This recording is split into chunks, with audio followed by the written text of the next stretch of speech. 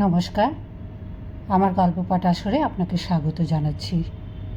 আজ আমি পড়ে শোনাচ্ছি বিভূতিভূষণ বন্দ্যোপাধ্যায়ের একটি ছোট গল্প, উল্টো রথ। আমার ছেলেবেলায় আমাদের গ্রামে নতুন এক ঘর লোক এসে বাস করল। আমি সেবার মামার বাড়ি গিয়েছিলাম 6-7 মাসের জন্য।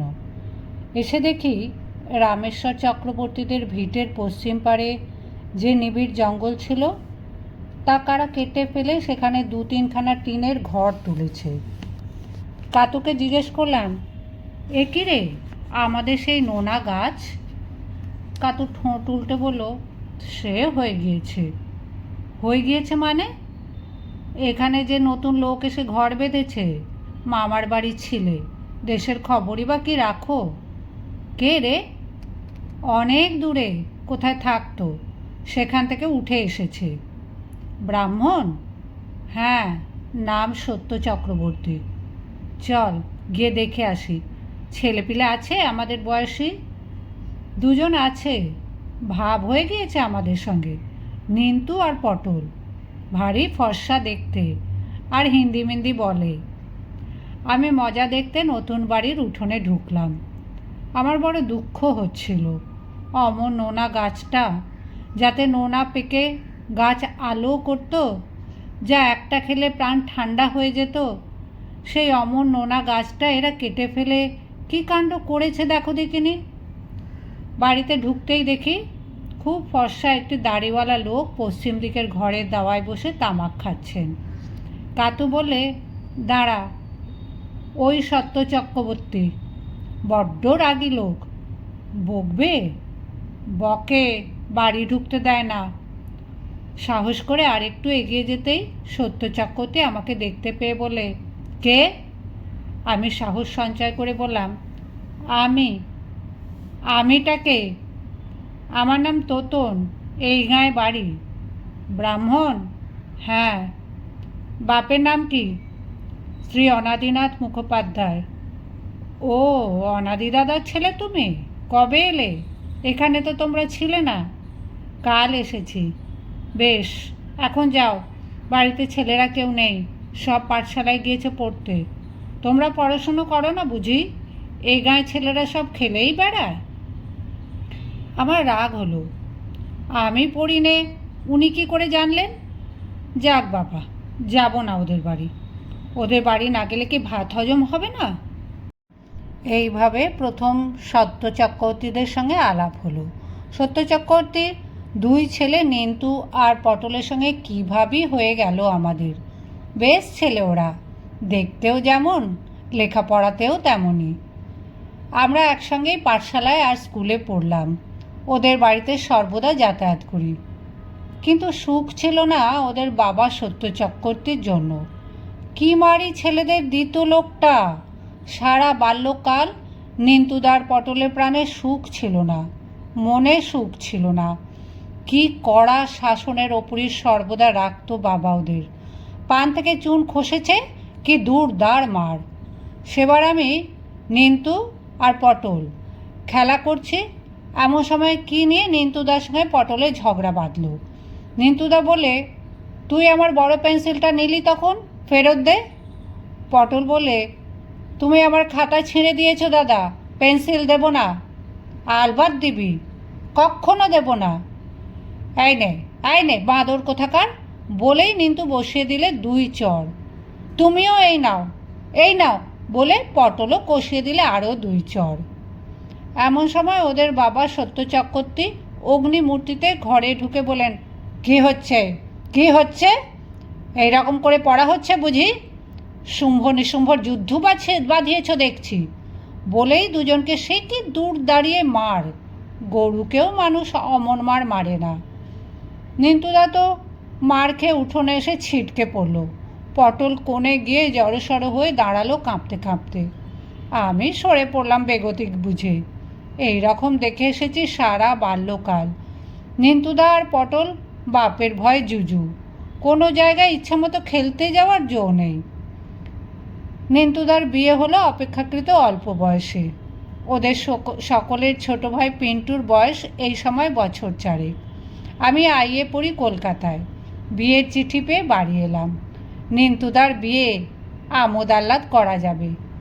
নিন্তুদা ডাক্তারি পড়ে, ভালো ছেলে, কলেজের। পটল গিয়ে ওর বাবাকে বলে, বাবা, দাদা বলছে পকেট ঘড়ি নেবে না। সত্য চক্রবর্তী বিস্ময়ের স্বরে বললেন, হ্যাঁ, কি?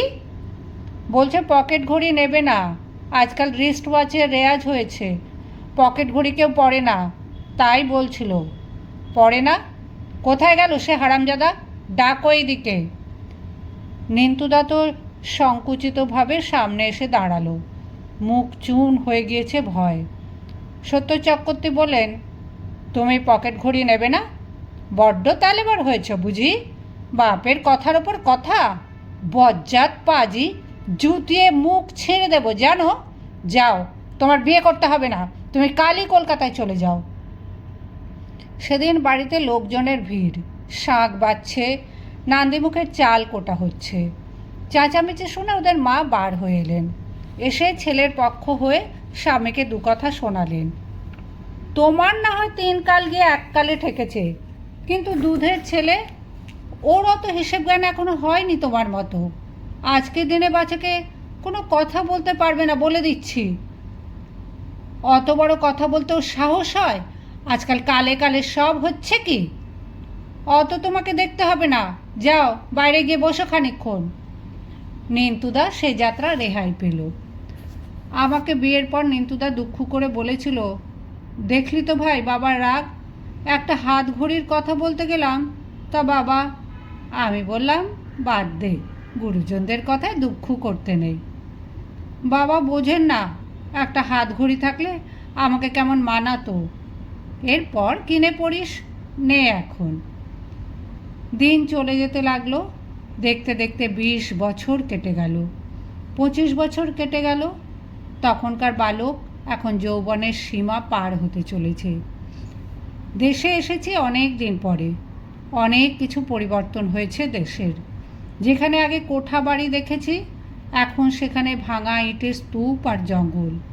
বাড়ির লোক মরে হেজে গিয়েছে। যারা বেঁচে আছে তারা বিদেশে চাকরি করে, দেশে যাতায়াত নেই। আগে যাদের হীন অবস্থা দেখেছি, এখন তারা অবস্থা ফিরিয়ে ফেলেছে। বাড়িতে তাদের গোলা পালা, গরু বাছুর, ভাতের অভাব নেই বাড়িতে।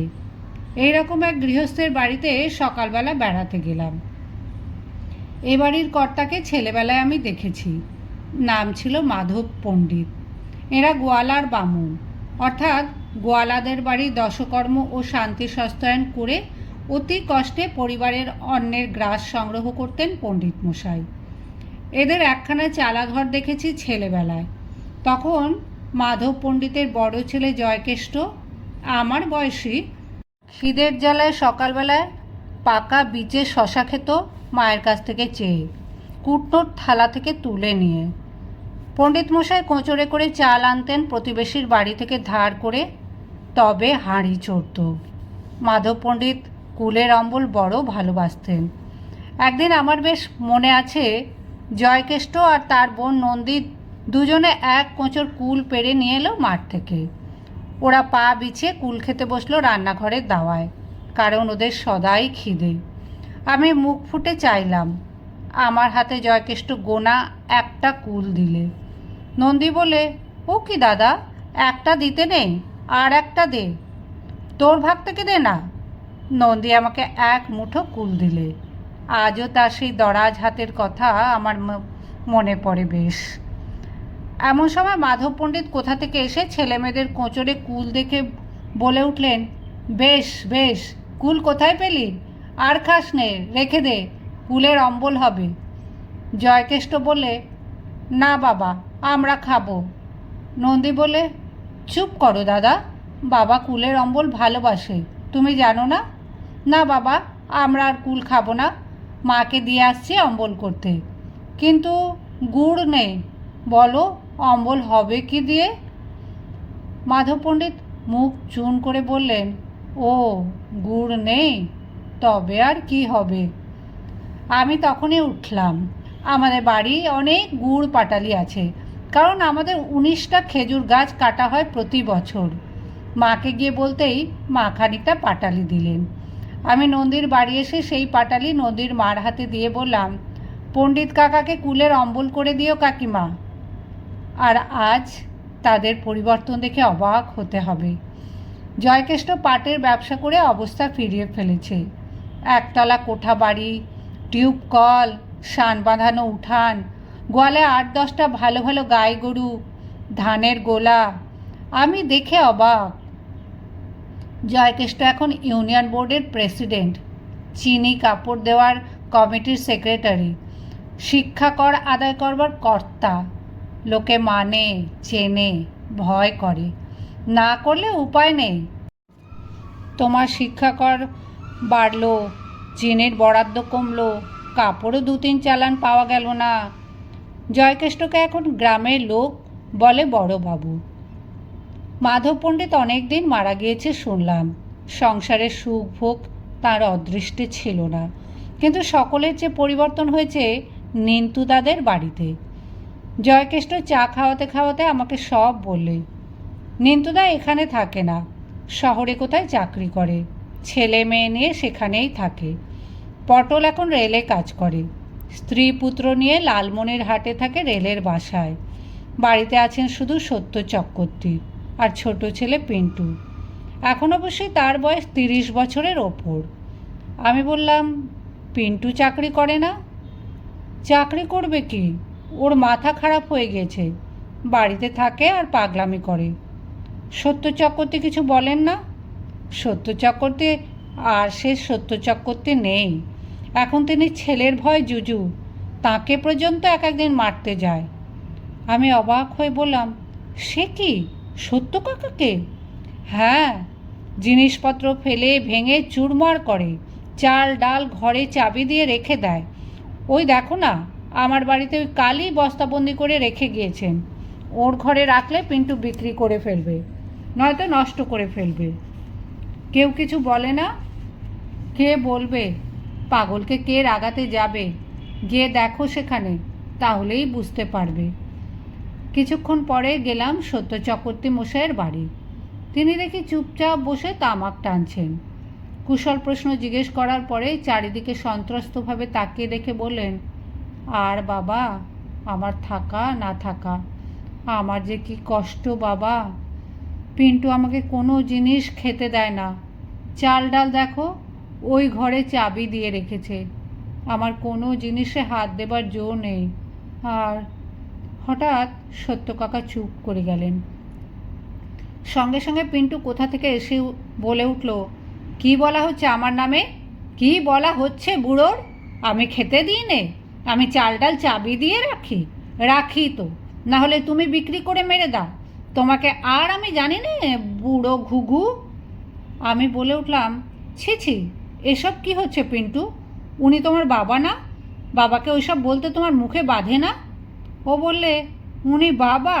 তাই কি? আমি ওসব মানি নে, আমার যা খুশি তাই করব। তা বলে ওকে তুমি খেতে দেবে না? ঘরে চাবি দিয়ে রাখবে? পিন্টুর বাবা বলেন, আর বাবা আমাকে। পিন্টু ধমক খেয়ে কথা শেষ করতে পারলে না। পিন্টু হেঁকে বলে উঠল, চুপ। আমি বললাম, ও কি পিন্টু? কিছু না, উনি বাজে কথা বলছেন। আর তুমি খুব ভালো কথা বলছো।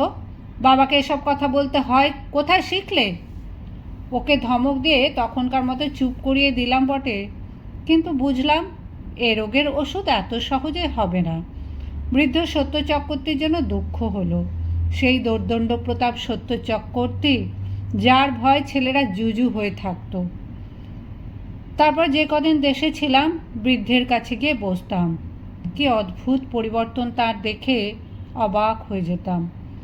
এদিক ওদিক চেয়ে ফিসফিস করে কথা বলেন, ভয় সর্বদা সন্ত্রস্ত। ছেলের বিরুদ্ধে কোনো অভিযোগ পর্যন্ত করতে ভরসা পান না। আমি তাকে বললাম, নিন্তুদা কোথায় থাকে? সেখানে গিয়ে থাকেন না কেন? কিংবা পটলের কাছে লালমনির হাটে? বৃদ্ধ দীর্ঘ নিঃশ্বাস ফেলে বললেন, সেসব জায়গায় মন টেকে না বাবা। নিন্তুর বাসায় জায়গা কম, লোকজনের ভিড়। পটলের তো রেলের কোয়ার্টার, পাখির খাঁচা। আমরা পাড়াগাঁয়ের লোক, হাত পা ছড়িয়ে থাকা অভ্যেস। সেসব জায়গায় হাঁপ লাগে আমার। নইলে তাদের দোষ নেই, তারা নিয়ে যেতে চায়।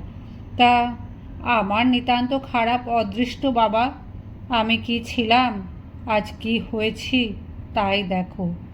তোমার কাকিমাও যদি আজ বেঁচে থাকতো, তাহলে বুড়ো বয়সে আমাকে ছোট ছেলের ভয়ে আড়ষ্ট হয়ে থাকতে হয়। বৃদ্ধকে সান্ত্বনা দেবার মতো কিছু কথা খুঁজে পেলাম না।